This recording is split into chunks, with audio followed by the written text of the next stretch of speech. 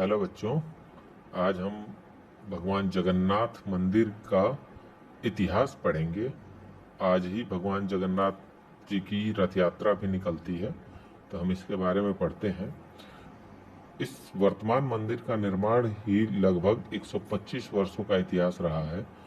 इस मंदिर का निर्माण कलिंग राजा अनंत वर्मन चोड़गंग ने 1078 में प्रारंभ कराया, जिसे 1197 में अनंग भीमदेव ने पूर्ण कराया।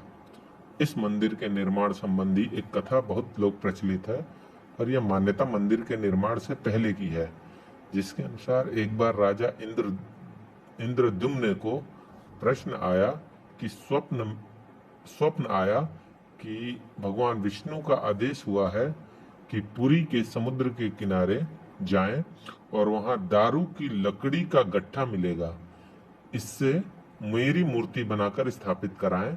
जब राजा ने इस स्वप्न के अनुसार पूरी समुद्र के किनारे जाकर देखा तो सचमुच उसे दारू की लकड़ी का एक गट्ठा मिल गया।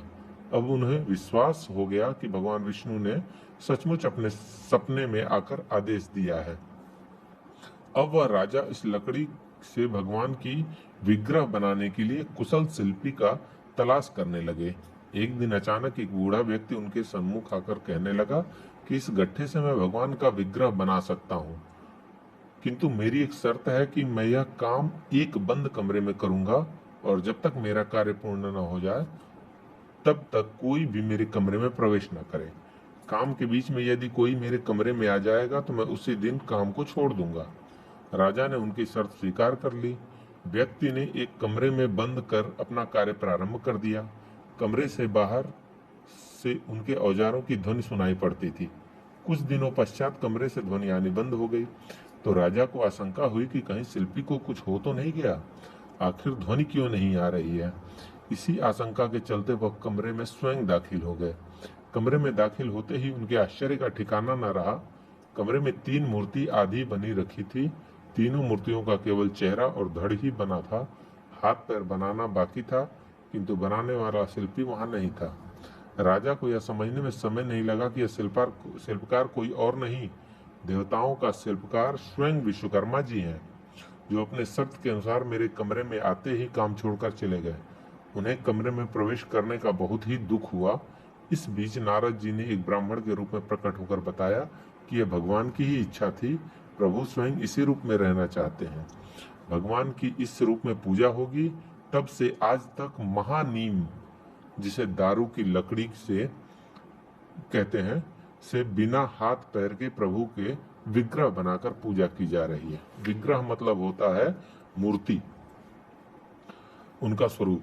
4 धामों में से एक धाम जगन्नाथ धाम में प्रतिवर्ष आषाढ़ मास की शुक्ल पक्ष की द्वितीया तिथि को रथ यात्रा महोत्सव का आयोजन किया जाता है, जिसमें जगन्नाथ मंदिर के प्रमुख तीनों विग्रह भगवान जगन्नाथ, भगवान बलभद्र और देवी सुभद्रा को मंदिर से बाहर निकालकर 3 अलग अलग विशाल रथ में आरूढ़ कराकर लगभग 5-6 किलोमीटर की दूरी पर स्थित गुंडचा मंदिर जनकपुर तक यात्रा कराई जाती है। इसे ही रथ यात्रा कहते हैं। इस महोत्सव में देश विदेश के करोड़ों श्रद्धालु, भक्त, पर्यटक भाग लेते हैं। आज की तारीख है 1 अप्रैल 2022। आज ही के दिन रथ यात्रा निकल रही है। जगन्नाथपुरी की रथ यात्रा के महोत्सव रथ यात्रा के लिए रथ निर्माण की प्रक्रिया बसंत पंचमी मार्च अप्रैल से प्रारंभ होती है। इस दिन से मंदिर समिति रथ के लिए लकड़ी का चयन प्रारंभ करती है। इसके लिए एक स्वस्थ एवं शुभ महानीम लकड़ी का चयन करते हैं, जिसे स्थानीय भाषा में दारू कहा जाता है। लकड़ी चयन के पश्चात रथ बनाने की प्रक्रिया अक्षय तृतीया यानी अप्रैल मई से प्रारंभ होती है। कुल 3 रथ बनाए जाते हैं। तीनों रथों की एक निश्चित ऊंचाई होती है। जगन्नाथ जी के रथ की ऊंचाई 45.5 फीट, बलभद्र जी के लिए 45 फीट और सुभद्रा जी के रथ का ऊंचाई 44.6 फीट होता है। इस रथ निर्माण में केवल लकड़ी का ही उपयोग होता है। किसी प्रकार के धातु के कील आदि का उपयोग नहीं होता है। इन तीनों रथों को विशेष रंगों के वस्त्रों से सजाया जाता है। जगन्नाथ जी के रथ को लाल पीले, बलभद्र जी के रथ को लाल हरा एवं सुभद्रा जी के रथ को नीले लाल रंग के कपड़ों से सजाया जाता है। रथ निर्माण के पश्चात जगन्नाथ जी के रथ को नंदी घोष या गरुड़ ध्वज, बलभद्र जी के रथ को ताल ध्वज एवं सुभद्रा जी के रथ को दर्प दलन या पद्म ध्वज कहते हैं।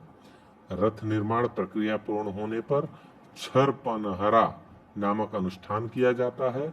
इस अनुष्ठान में पूरी गजपति राजा पालकी में सवार होकर यहाँ तक आते हैं और तीनों रथों की विधिवत पूजा अर्चन करने के पश्चात सोने की झाड़ू से मंडप रथ के सामने के रास्ते को बुहारते हैं।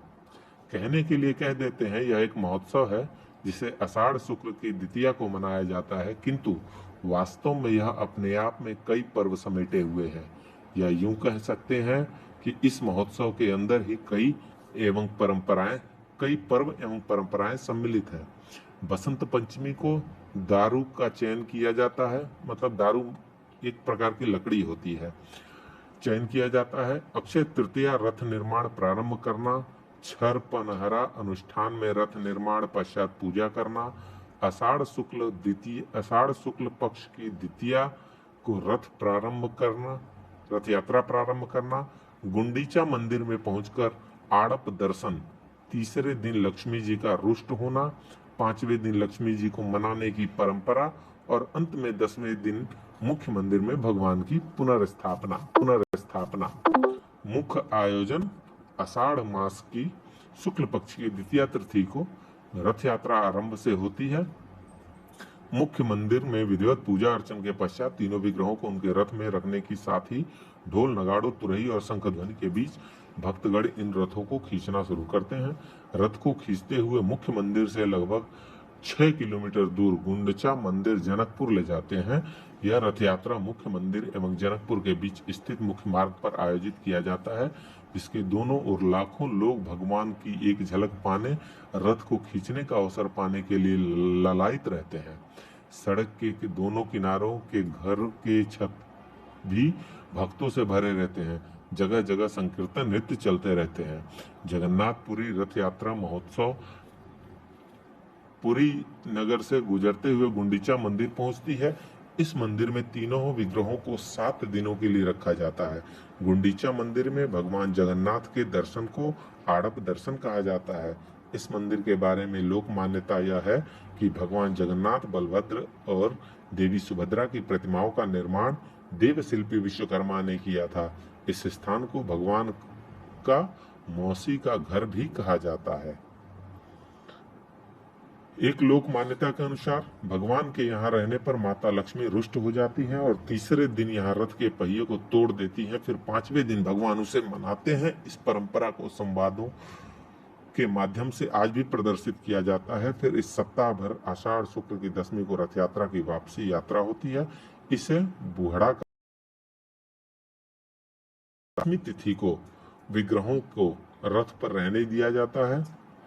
ऐसी मान्यता है कि इसी के दिन रात्रि में देवता लोग आकर इन विग्रहों की पूजा अर्चन करते हैं। फिर अगले दिन एकादश के दिन विधिवत पूजा अर्चन के पश्चात इन विग्रहों को मंदिर में पुनः प्रतिष्ठित कर दिया जाता है और इसी के साथ यह रथ यात्रा महोत्सव संपन्न होती है। तो आप लोगों को कैसा लगा यह वीडियो?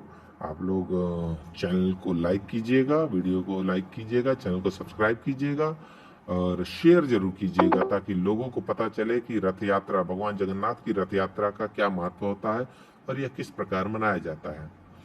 तो एक बार सभी लोग प्रेम से बोलिए, भगवान जगन्नाथ देव की जय।